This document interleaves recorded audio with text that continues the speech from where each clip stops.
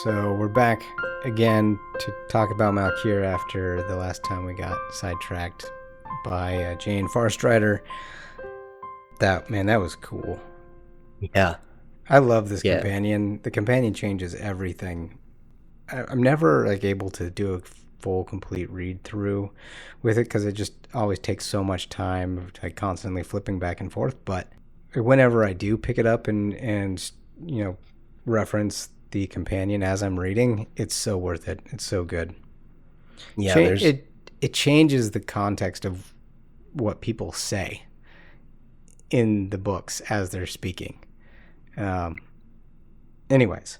no, that's a great point. It's like a reread, right? Like you get all the context from your previous reads, and now scenes make totally different sense. Yeah. And this just adds the same layer as a previous reread. Right. So jumping into Malkier. So there's so many aspects of the Malkier culture, which is very analogous to the Japanese samurai culture. Just to go back to the Good Companion, whereas there's so much here in the Malkier. I just want to read a small piece of it. So here it is. The Malkieri were not a dour people, taking great delight in parties and dances and festivals. The ability to play a musical instrument and or sing was highly prized, and if one could not compose poetry, one was expected at least to be able to recite it, love poems included. By strong custom, such poems never named their object, but were oblique. Goes on to say a lot of other things. Touch on this. While adulthood was marked by the Kaisen for women and the Hadori for men, both men and women needed permission of their mother to marry at whatever age. And I'll stop reading there. Yeah. There's more than enough to talk about. I brought up the Japan connection there because this is something that is very much true in the samurai culture back in like the 1700s, at least 17 and 1800s of the samurai culture. And before that, it was kind of more like nobles, not necessarily the warriors of the Japanese culture, but something that was very popular was the death poem. I don't know if you've ever read these, but they are pretty. Some of them are pretty crazy. So the samurai, pretty much any samurai, would write a poem, and they would practice writing poems, and they would have their death poem. And similar to how United States soldiers will write out their last letter and keep their last letter tucked in behind their armor. Samurai would write out their death poem and hold that behind their breastplate. It's just very similar in this poetry and song mixing in with the highly warrior aspect. I really enjoy that you brought that from that point, because the direction I was going to take it was, one, I wonder if Lan plays an instrument. Yeah, I wonder if he does. He definitely writes poetry, especially love poetry. Yeah, and the next point I was going to make was, no wonder Nynaeve fell for him. Oh, yeah. You got to wonder. I doubt she'd ever been read poetry before. Oh, no way. With a bunch of woolhead sheep farmers? No way. Yeah, no way, right? I bet she was smitten. Yeah. Yes, a lot of that off-screen interactions, he had to have recited poetry.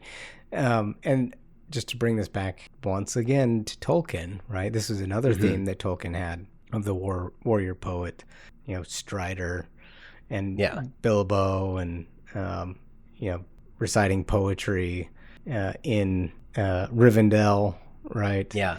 The the one everyone loves. The Bilbo recites the not all wanderers are lost poem. Mm-hmm.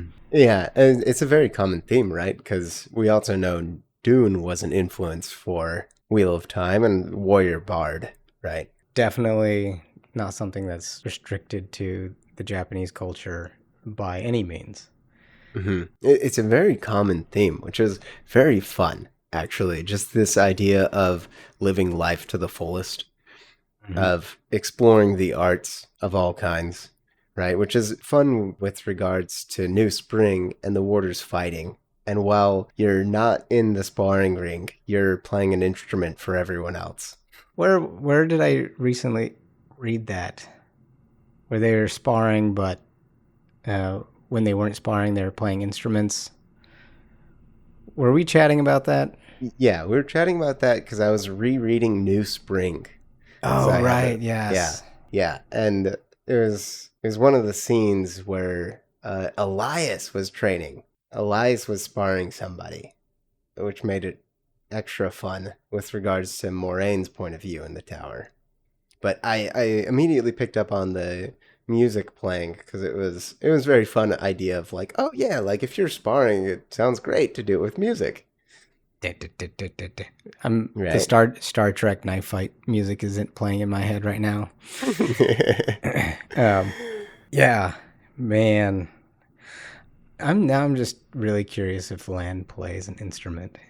Right? And okay, so if they do, it's got to be the lute. Okay, because it's so mobile and Mm, small, and you can yeah. swing it if you need to. I like that. See, I would have gone an entirely another route of like the flute because it doesn't really care nearly as much about environmental conditions or bagpipes. Bagpipes. It just doesn't quite fit the theme of Land. I mean, it is the theme of land can be whatever you want it to be. Okay, David. That's true. That's true.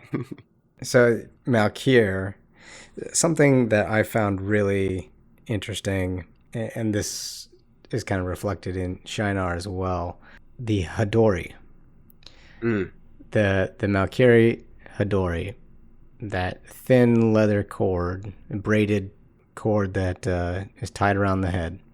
So first of all, the word Hadori in Japanese, the Hadori is a sharpening stone in Japanese katana polishing, oh, interesting. which is really like you become a man and you put on a Hadori, like it's a sharpening stone, like it's honing you to become a weapon. And before maybe you were something pretty, or not, or rather, I would say the Hadori stone is used in the um, hormone process, which means, if that's true, if I'm remembering correctly, it's got a pH balance, which brings out, like, it etches as they sharpen. I could be wrong about this, and it could be a different stone, but it makes you both practical, useful, Hmm. and beautiful all at the same time. Yeah, I like that because it's around a lot of their culture seems to focus on hair a little bit. Is it that when you become a man, yeah, okay, so as a boy, you have long hair, you let it grow out, and then you have your carniera, and Right, you have to have hair to cut yeah, you off. have to have hair to cut off, and then you cut it off, you do it shoulder length, and then you hold it back. So it's very appropriate for your cultural symbol of a man to be shown off that way with regards to symbolism, right? Because there's so much symbolism within the Malkieri culture. So here's a fun little tangent I'd like to take us on. What do you think happened to the Malkieri Aes Sedai? Oh man, Curveball. yeah. I mean, I have to. We'll have to look and dig around a bit, but I want to say off the top of my head, given that we've seen none, they all must have died protecting, like in that last battle, like because the oath of king, Malkieri kings, ends with avenge that which cannot be defended. Exactly. And so that's my brain's explanation for that. But it's an interesting question. Right? Because there had to have been some influence with the White Tower. Like, one reoccurring thought that I've always had was, why aren't there more Aes Sedai in the Borderlands? Yeah, with the stories, there's always, Aes Sedai are going into the Blight. They seem fairly commonplace in that every interaction we have in the Borderlands, people recognize Aes Sedai and respect them. Yeah, very true. And we know that some sisters even do things like track the Hellhound packs. Yeah, and so this has just got to be an oversight from Robert Jordan, because Malkieri died roughly 50 years before the start of the Eye of the World. Aes Sedai live hundreds of years, even with the Oath Rod. So unless every single one of them went to defend Malkier, there would be Aes Sedai around who are Malkieri. And maybe there are, we just don't remember. Don't know them. Or they just weren't a part of the story. Yeah. Right. That's another big aspect. There's huge swaths of the world that aren't in the book pages.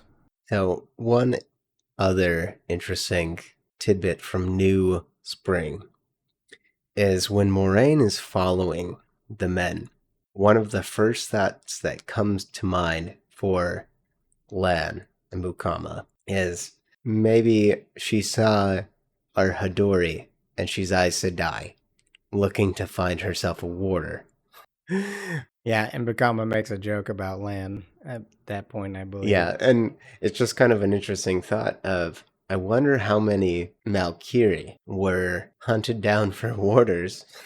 I use hunted down loosely for warders at the end of Malkier, because one, honor would dictate that they couldn't say no. Well, I'm making an assumption here, but well, and the Malkieri would be highly motivated to avenge, accept this bond that would give them like super strength, all kinds of stuff, right? And then go into have the Blight. Influence over someone who's incredibly powerful, right? And be able to sense Trollocs and all those things. It would be very tempting. How could you? Yeah. So to kind of end it off here, I just wanted to call out one final similarity between Malkier and Japan is the golden crane in flight. That is a very common symbol within Japanese culture, as well as the heron, and is frequently seen on the hilts of swords. Those usually aren't gold, but they're like bronze or brass, and they're carved as these cranes or herons in flight as the decorative pins on the hilt of the swords and in the paintings that you see within the homes. I'd really be interested in what other people see when they read all these things and aren't so familiar with the Japanese culture. But for me, there's so much symbolism and familiarities that just paint this samurai culture of poetry, beauty, and hard discipline, and just constant death, which is so analogous to the Japanese culture of that time period. Yeah, that's an interesting question, right? I wonder if there's any other parallels. We'll have to delve into that and come back to it.